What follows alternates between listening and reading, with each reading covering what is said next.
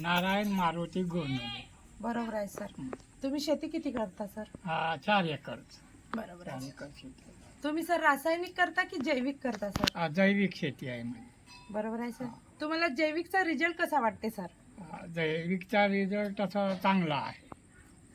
तसं पाहू गेलं तर त्याच्या पद्धतीने जर आपण केलं तर जमिनीचा पोत हा कायमस्वरूपी राहतो आणि भविष्यामध्ये आजकाल काय आहे, जमीन नापीक व्हायला लागली ह्या अति रासायनिक खतामुळं.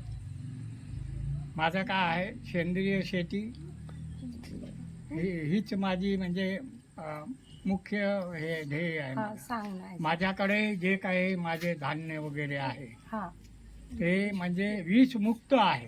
हा हा. मेन पॉइंट तो हा. आहे सर. हा माझ्याकडं जरी तांदूळ जो आपण आणतो तर त्याची साठवण म्हणजे कोरड्या जागेमध्ये आणि चांगल्या पद्धतीनं कीड लागणार नाही अशा पद्धतीची दक्षता घेतो.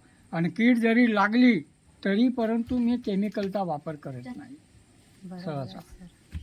बघा सर, हे सर किती सुंदर सांगले सर जैविक विषयी माहिती.